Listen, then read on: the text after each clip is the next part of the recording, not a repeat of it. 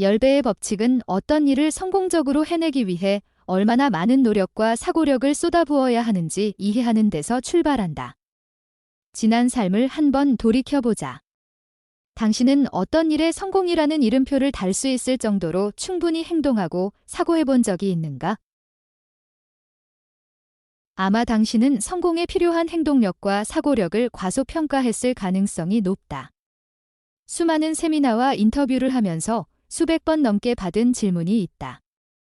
탁월한 성공을 보장해주는 한 가지 특성 행동 마인드셋이 있다면 그게 무엇인가요? 이 질문이 끊임없이 뇌리를 맴돌았다. 나는 남다른 유전자를 타고나지 않았다. 운이 좋았던 것도 아니다.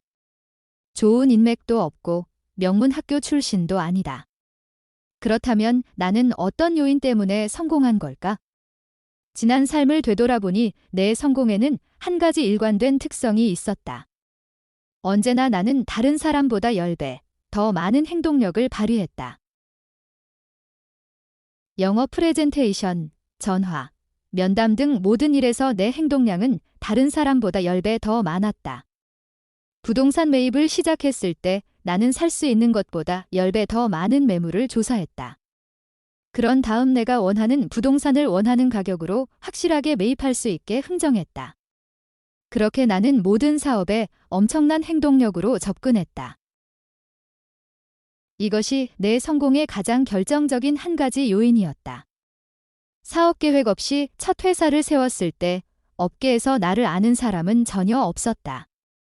나는 노하우나 인맥이 없었고 자금이라고는 세일즈를 하며 벌어들인 돈이 유일했다. 하지만 나는 다른 사람이 생각할 수 있는 것보다 훨씬 더 많은 활동을 계획하고 실행함으로 탄탄하고 성공적인 회사를 세울 수 있었다. 마침내 나는 이름을 떨치게 됐다. 말 그대로 업계의 판도를 바꿔놓았다. 여기서 분명히 짚고 넘어갈 것이 있다.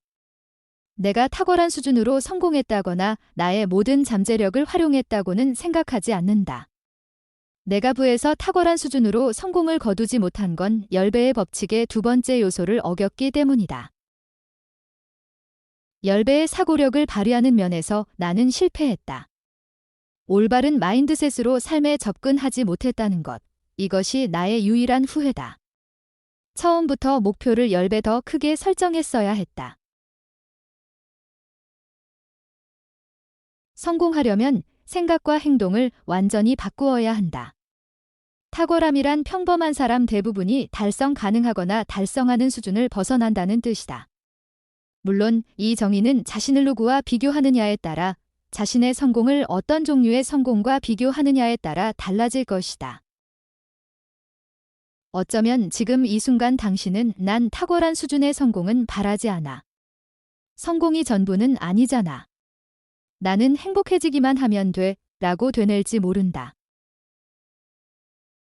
어떤 생각을 하든 그 전에 반드시 알아야 할 것이 있다. 당신이 무슨 일을 하든 다음 단계로 도약하려면 지금까지와는 완전히 다른 방식으로 생각하고 행동해야 한다. 더욱 원대하게 생각하고 속도를 높이고 힘을 더 내지 않는다면 어떤 일이든 다음 단계로 넘어갈 수 없다. 당신이 지금 있는 곳은 당신의 생각과 행동이 나은 자리다. 따라서 생각과 행동, 둘 다 제고해야 마땅하다. 어쩌면 당신은 직장을 구하거나 좋은 짝을 찾고 싶어 할 수도 있다. 삶의 온갖 영역에서 이런 시나리오가 일어날 수 있다. 하지만 여기에는 한 가지 공통점이 있다. 정작 이러한 목표를 원하는 사람이 아직 그런 일을 해낼 대비가 안 되어 있다는 것이다. 각각의 목표를 달성하려면 목표를 원하는 사람이 이전과는 전혀 다른 방식으로 목표를 설정하고 행동해야 한다. 그동안 당신이 평범한 것으로 여겨온 수준을 넘어선다면 무엇이든 탁월함으로 정의될 수 있다. 다른 사람이 추구하는 목표와 비교하면 탁월한 수준이 아닐 수 있지만 당신이 세운 목표는 언제나 당신을 더 나은 곳으로 데려다주거나 아직 성취하지 못한 지점에 도달하게 해주는 것이어야 한다. 당신의 성공을 놓고 남들이 이런저런 의견을 제시할지 모른다. 하지만 당신의 성공이 탁월한지 아닌지는 오직 당신만 결정할 수 있다. 당신만이 자신의 진정한 잠재력을 알고 있으며 그것을 제대로 발휘했는지 알 수 있다. 누구도 당신의 성공을 대신 판정할 수 없다. 기억하라. 성공이란 당신이 원하는 목표나 목적의 달성 정도 또는 크기다. 성공은 잘 해낸 일이나 달성한 성과의 축적이다. 당신이 다이어트를 한다고 해보자. 4kg을 뺐다가 5kg이 다시 찌면 다이어트에 성공했다고 하지 않을 것이다. 다이어트에 성공하려면 한 번의 성공으로 그치는 게 아니라 성공을 유지할 수 있어야 한다. 마당에 잔디가 마구 자라 있다고 해보자. 잔디를 한 번 자르는 일에는 성공할 수 있다. 하지만 잔디는 곧 다시 자란다. 성공으로 계속 정의되려면 정돈된 마당이 지속적으로 유지되어야 할 것이다. 따라서 성공은 한 가지 목표를 한 번 달성하는 일이 아니라 지속해서 새로운 성공을 만들어 나가는 것이다. 이 일을 영원히 해야 한다니 걱정되기 시작하는가? 걱정하지 마라. 장담하는데 처음부터 목표를 10배 더 크게 세우면 그럴 일 없다. 어떤 분야에서 탁월한 성공을 거둔 사람들에게 물어보라. 그들은 성공을 유지하기 위해 하는 노력을 일처럼 느끼지 않는다고 말할 것이다. 그럼 대부분의 사람은 왜 일이라고 느낄까? 보상이 변변찮을 뿐더러 일이 아니라고 느낄 수준의 승리감을 맛보지 못하기 때문이다. 스스로 발전을 거듭하는 성공에 다시 말해 단 한 번으로 끝나지 않고 영속하는 성공에 초점을 맞추어야 한다. 명심하라. 자신의 성공 가능성을 제한하는 사람은 성공을 이루고 유지하는 데 필요한 행동까지 제한한다. 결과를 만들어내는데 어느 정도 노력이 필요한지 정확하게 계산하지 못하면 크게 실망하고 낙담할 수 있다. 그러면 뭐가 문제인지 제대로 파악하지 못하며 이내 목표를 달성할 수 없다고 생각해 패배를 받아들이고 만다. 관리자를 포함해 대부분의 사람이 보이는 첫 번째 대응 방식은 행동량 늘리기가 아니라 목표 줄이기다. 그동안 내가 지켜본 바에 따르면 기업 영업팀에서 관리자는 오랫동안 그런 식으로 영업 관리를 해왔다. 그들은 분기 초에는 팀원에게 할당량을 지정해주거나 팀의 목표를 정한다. 그러다 중간에 목표를 달성할 수 없겠다 싶으면 회의를 열어 달성할 수 있는 수치로 목표를 줄인다. 그렇게 해서 팀원에게 계속 동기를 부여하고 승리 가능성을 열어둔다. 이는 그야말로 중차대한 실수다. 잠깐이라도 이런 방식을 선택지로 고려해서는 안 된다. 조직에 잘못된 메시지를 전달하기 때문이다. 목표는 중요하지 않다거나 승리하는 유일한 방법은 결승선을 앞으로 당기는 것이라는 그릇된 신호를 준다. 훌륭한 관리자는 목표를 줄이는 대신 기대에 미치지 못할 리스크를 무릅쓴 채 팀원이 더 많은 행동력을 발휘하도록 격려한다. 모두의 마음을 편안하게 해주기 위해 목표를 조정하려는 시도는 사기를 꺾고 희망을 줄이고 기대를 낮추고 능력을 약화시킨다. 모든 팀원은 팀이 목표를 달성할 수 없는 이유를 나열하기 시작할 것이다. 그렇지만 이는 핑계에 가깝다. 절대로 목표를 줄이지 마라. 행동을 늘려라. 목표를 하향 조정하고 핑계를 만들고 어려움을 모면하려고 들면 꿈을 포기하게 된다. 이런 행동은 당신이 궤도에서 벗어나고 있다는 신호다. 따라서 그럴 때는 다시 깊이 생각해보고 처음에 계산했던 노력의 양을 올바르게 조정해야 한다. 성공은 제로섬 게임이 아니다. 성공을 바라보는 관점은 성공에 접근하는 방법만큼이나 중요하다. 당신이 성공한다고 해서 나의 성공 가능성이 사라지거나 줄어들지 않는다. 성공이라는 게임에는 많은 승자가 있을 수 있다. 성공은 보유량이 한정된 제품이나 자원이 아니다.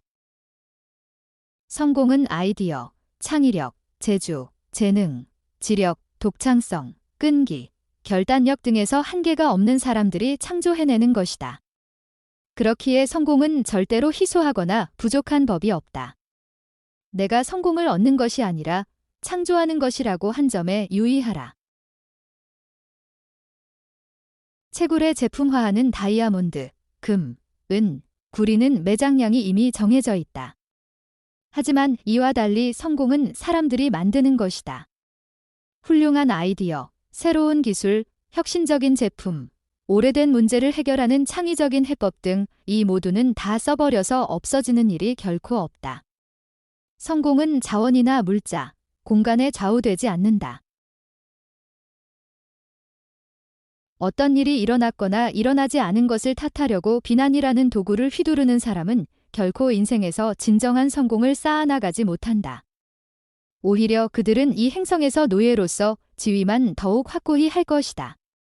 자신의 성공이나 실패에 대한 통제권을 다른 사람에게 넘겨주는 사람은 자신의 삶 또한 통제하지 못한다.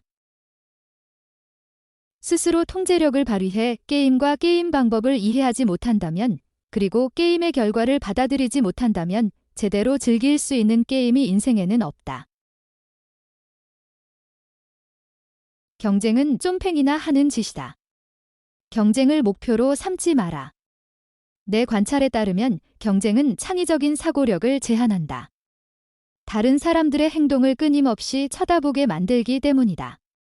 내 첫 번째 사업이 크게 성공한 이유는 세일즈 프로그램을 개발해 남들과 경쟁하지 않는 독창적인 판매 방식을 도입한 덕분이었다. 10배의 법칙의 핵심은 이렇다. 원하는 목표보다 10배 더 큰 목표를 설정하라. 그런 다음 목표 달성에 필요하다고 생각하는 행동보다 10배 더 많은 행동을 하라. 엄청난 생각을 한 다음에는 엄청난 행동이 뒤따라야 한다. 10배의 법칙에 보통 수준이란 없다. 10배의 법칙은 말 그대로 10배의 법칙이다. 다른 사람이 하는 것보다 10배 더 많은 생각과 행동을 하는 것이다. 할 수 있다는 태도를 지녀라.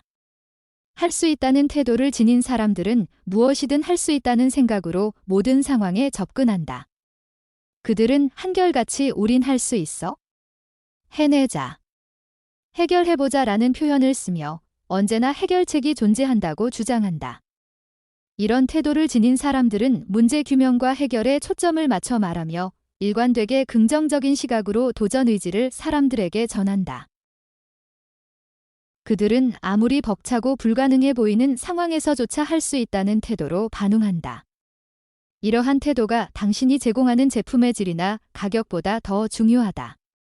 10배의 법칙에 따라 엄청난 행동력을 발휘하려면 이 태도가 꼭 필요하다.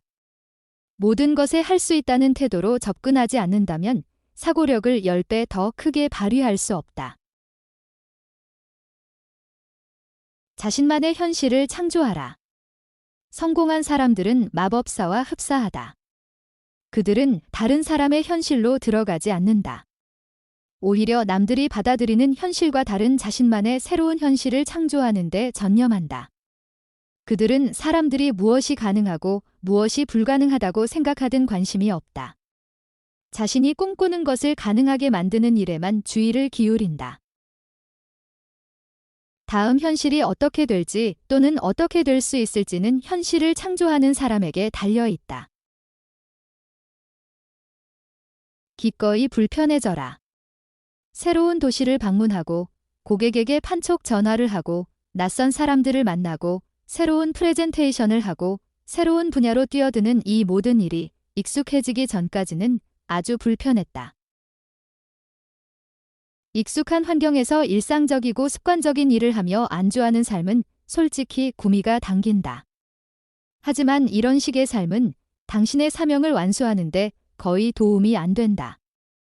익숙한 것이 아무리 좋다 해도 성공한 사람은 낯설고 익숙하지 않은 상황으로 자신을 기꺼이 몰아넣는다. 이는 그저 변화를 위한 변화 추구가 아니다.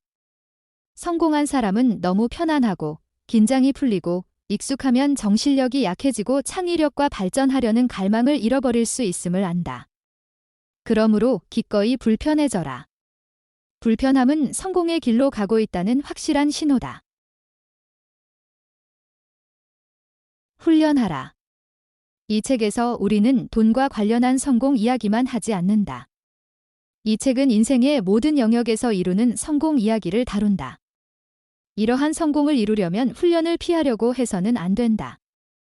훈련은 당신이 원하는 것을 얻기 위해 체계적이고 규칙적으로 단련하는 것을 말한다. 10배의 법칙을 실천하는 사람에게 훈련은 필수 요소다. 그런데 안타깝게도 많은 사람은 거듭 발휘해야 하는 10배 행동이 아닌 나쁜 습관만 훈련하는 것처럼 보인다. 어떤 행동이든 일상적으로 하는 일이 될 때까지 단련하는 것이다. 성공을 이루고 유지하려면 어떤 습관이 건설적인지 판단하고 그런 행동을 반복 수행해 훈련해야 한다.